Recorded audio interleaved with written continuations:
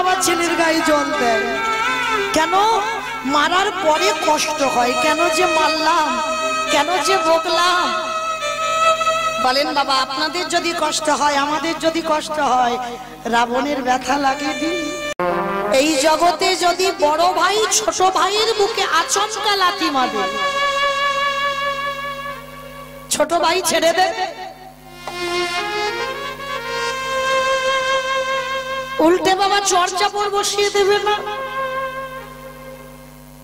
জগতে ভাই ভাই লাঠালাঠি হয়, ভাই ভাই খুনোখুনি হয়, ভাই ভাইয়ের জায়গাতে শিল পোঁথে,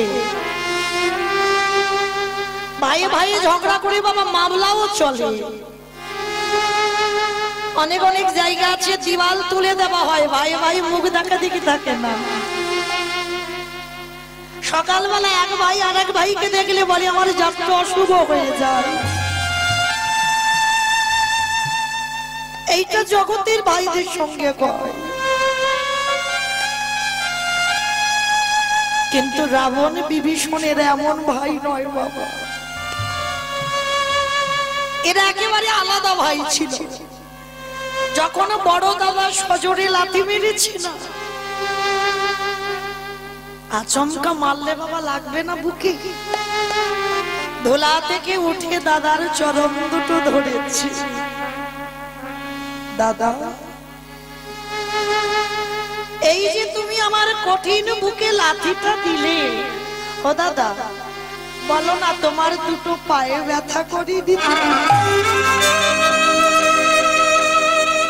তুমি আমায় লাথিটা দিয়েছো, তোমার পায়ে ব্যথা করছে না? বেরিয়ে যাও খসস্য বিভীষণ, তুই আমার শত্রুর নাম ধরে কাঁদিস, দূর হ।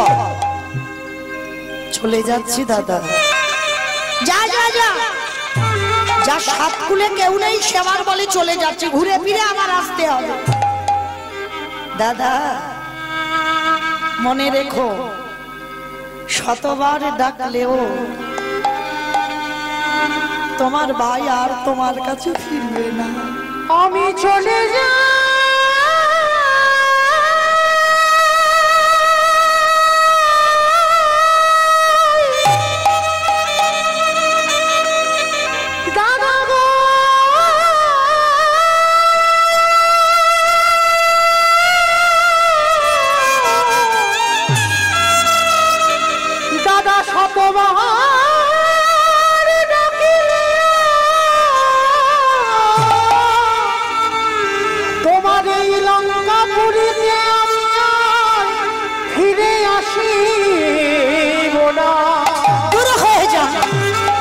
দাদা গো, আমি চলে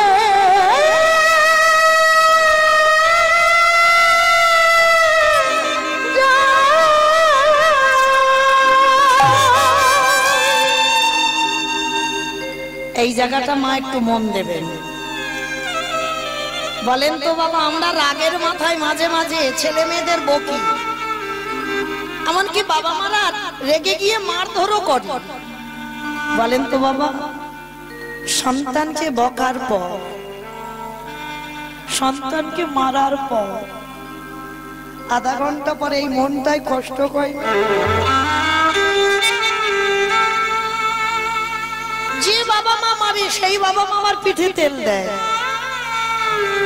এত জোরে মেরেছে বাবা ছেলে ছটফট করছে। বাবা মা মারে আবার ছেলের গায়ে জল দেয় কেন? মারার পরে কষ্ট হয়, কেন যে মারলাম, কেন যে বকলাম? বলেন বাবা, আপনাদের যদি কষ্ট হয়, আমাদের যদি কষ্ট হয়, রাবণের ব্যথা লাগে দি?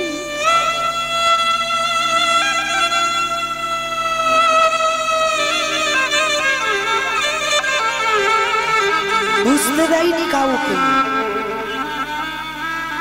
সারা রাত রাবণ ঘুমাতে পারছে না, সারা রাত শুধু কাঁদছে, কোথায় গেল ভাইটা? কারণ বাবা রাবণ তো ভালো করে জানে ও আমার লাঠিটা খেয়ে কত দূর যাবে। ভোর না হতে হতে একেবারে ভাইয়ের কাছে সরাসরি চলে গেছে।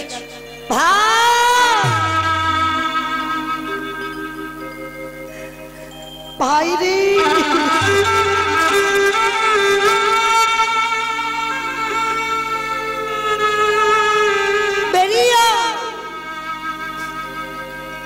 লক্ষণ বেরিয়ে এসে বলছে তোমার লজ্জা করে না?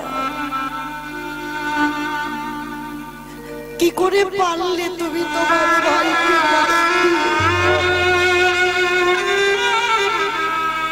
ওনা তোমার ভাই, ওইরকম আচমকাই বুকে লাথি মেরে আর আজকে তার কাছে ক্ষমা চাইতে এসেছো?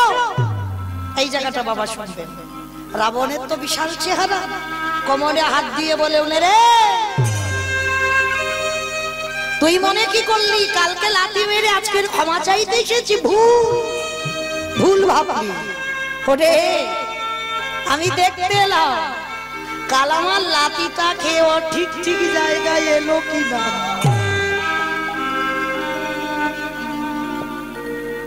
কত অনুরাগের কথা বাবা। আমার পায়ের লাথিটা খেয়ে ও ঠিক জায়গায় এলো কিনা আমি দেখবো না? রাম বেরিয়ে এসে বলছে রাবণ কেন মেরেছ? ওনা তোমার ভাই,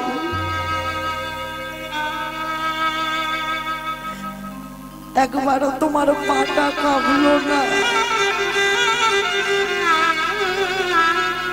পারলে তুমি তোমার ভাইকে মারতে। এই জায়গাটা বাবা রাবণ রামকে কি বলেছিল দেখে। ওরে রাম রে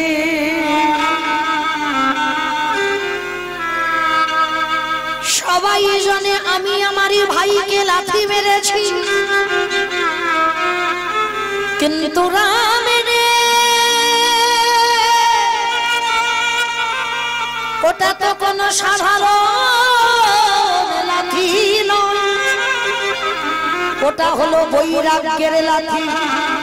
কত রাত কতদিন আমার ভাই জানালা দরজা বন্ধ করে কেঁদেছি, আমি মনে মনে ভাবি তা এমন একটা দিনে আসবে আমি এমন একটা কাজ করব ও যেন সারা জীবনের মতো আমার লঙ্কার মাটি করতে একবার তোরে রাতুল চরণে পৌঁছাতে পারে। তাই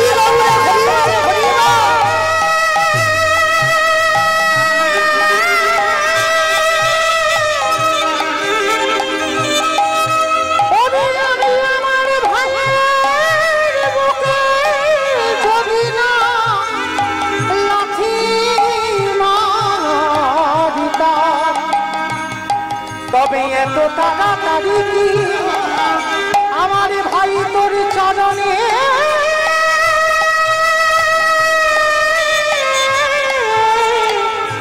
আসিতে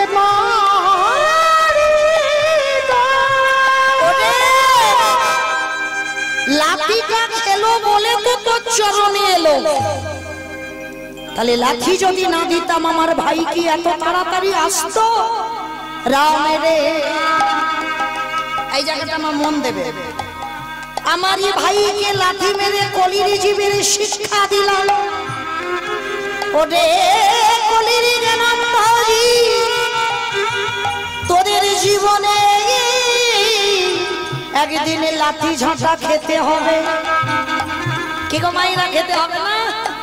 আজ আমাদের পা দুটো চলতে পারে, দু হাত ভরে রোজগার করতে পারি, পেনশনের টাকা দিতে পারি, আজ আমাদের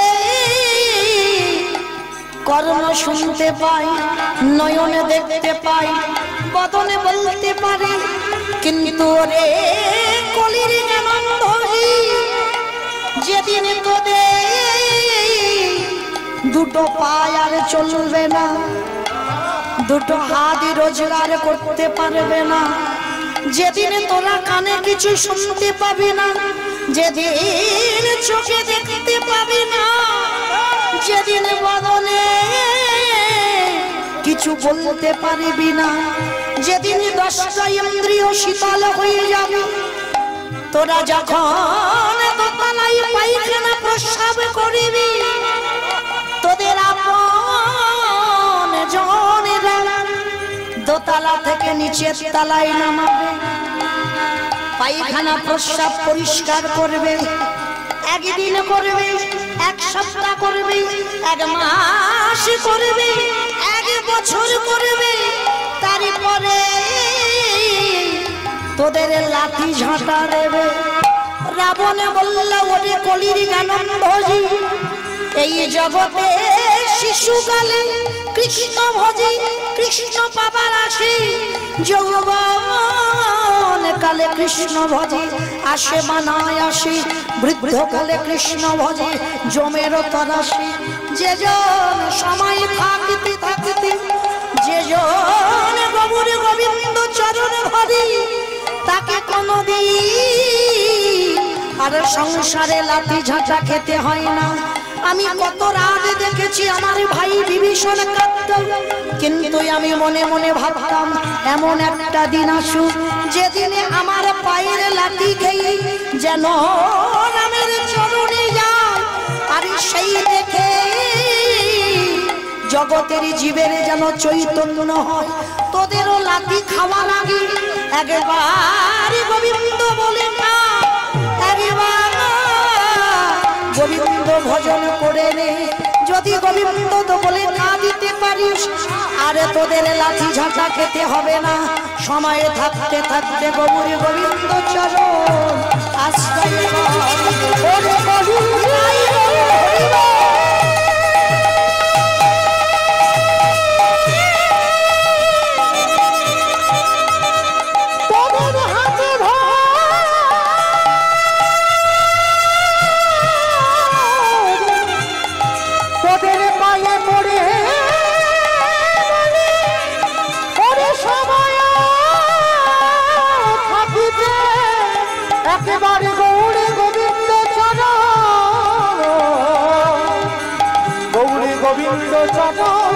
তোরা ভোগে।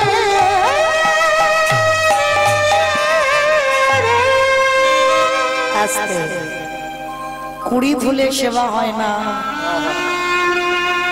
বাসি ফুলে সেবা হয় না। সেবা দিতে গেলে বাবা সদ্য পুষ্পটিত ফুল চাই, আর সদ্য পুষ্পটিত ফুল সব আমাদের যৌবনটা। সময় থাকতে থাকতে যদি একবার বসতে পারো, বুঝতে পারবে বাবা কৃষ্ণ নামে কাঁদার কত শান্তি পাওয়া যায়। রাবণ বলল, রাম আমার ভাইকে লাথি মেরে পাঠালাম, ওকে তুই কৃপা করিস। আমাকে কৃপা কর বা না কর, আমার ভাইকে যেন চরণ ছাড়া করিস না। কি বাবা, তাহলে কারা বলে রাবণ দুরাচার? রাবণের ভক্তি ছিল, দেখাতে পারত না। আর সেই রাবণকে হত্যা করে আমার রামচন্দ্রের অপরাধ হয়েছিল। সেই অপরাধে যখন হয়েছিল বাবা, সেই অপরাধটা ত্রেতা যুগে ধোবার সুযোগ পাইনি। সেই অপরাধ খণ্ডন করবার জন্য দাপরিতে যুধিষ্ঠির রাজস্বই যজ্ঞে এসেছে। তাহলে মায়েরা তথ্যটা বুঝলাম কি, কোটি কোটি জন্মে যদি কেউ অপরাধ করে, একটা ভক্তের চরণ যুগল ধৌত করো। তাও যদি না পারো ভক্তের এঁঠো পাতা পরিষ্কার করো, তাও যদি না পারো একটু ভক্তের এঁঠো নিয়ে গায়ে মাখো। আর যদি এই কাজগুলো করতে পারো, কোটি কোটি জন্মের অপরাধ যদি হয়ে থাকে অজান্তে, সেই অপরাধ থেকে মুক্তি পাওয়া যায়।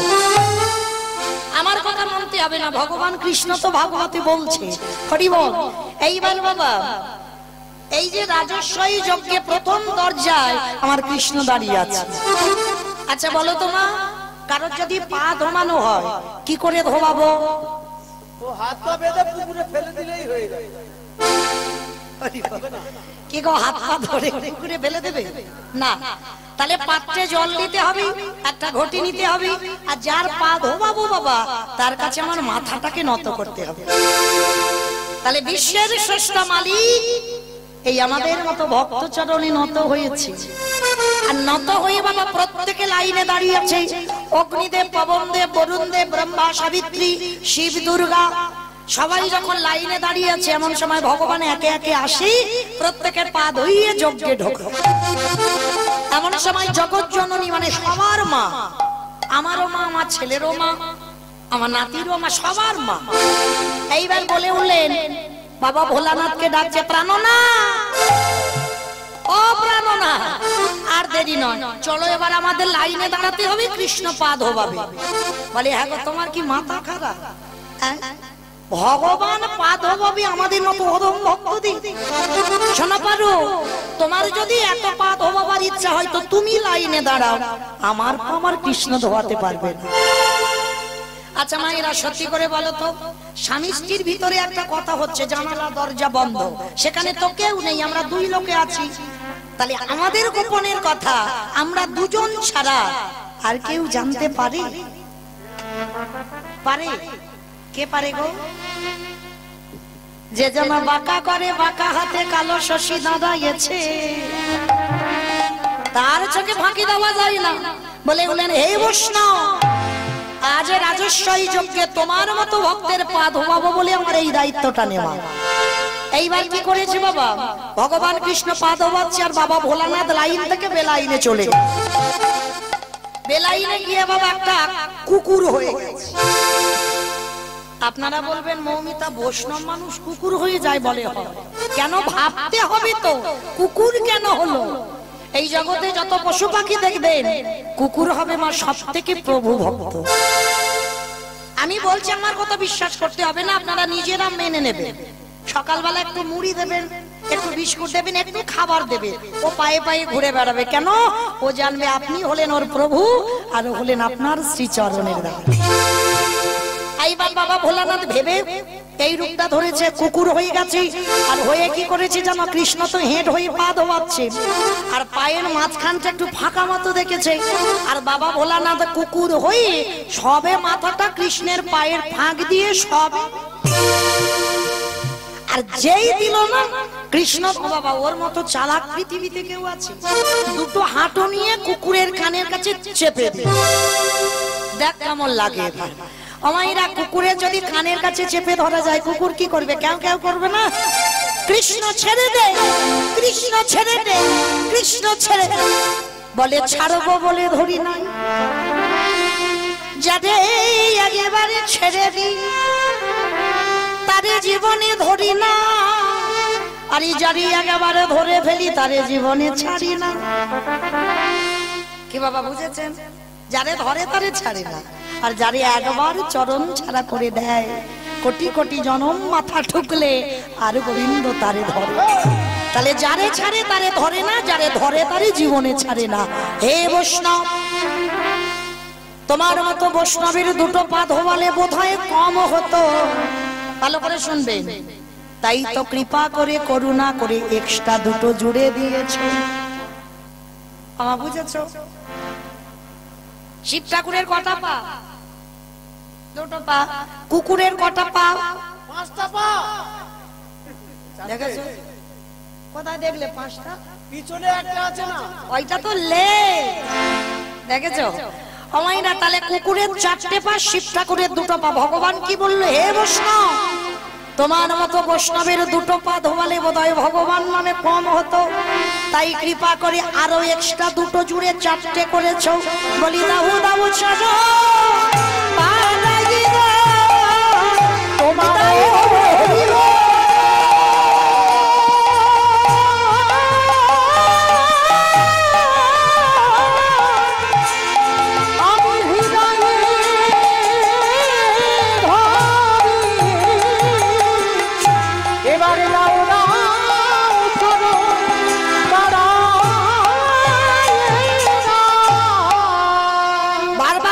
কুকুর ছটফট করছে, কৃষ্ণ ছেড়ে দে, কৃষ্ণ ছেড়ে দে, আর ভগবান তত জোরে চেপে ধরে।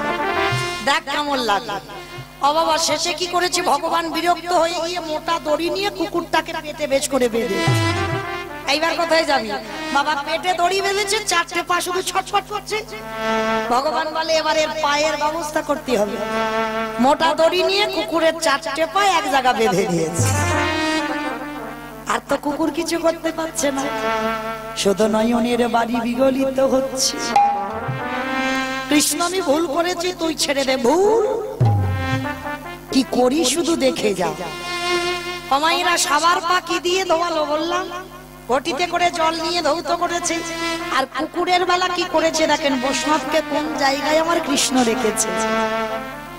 খালে বিলি নদী নালা পুকুর ঘাটের জলে নয়, কৃষ্ণ দয়াময় কুকুরের চারটে চরণ বুকে ধরেছে। কৃষ্ণ ছেড়ে দে, চুপ, যা করছি শুধু দেখে যা। কৃষ্ণ নয়ন জলে ওই কুকুরের চারটে চরণ, আজ নয়ন জলে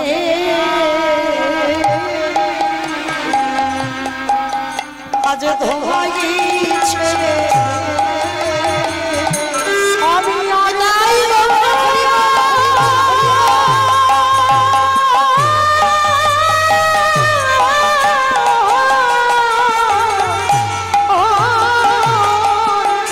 ছাড়িব না গো, আজ নয়নের জলে চরণ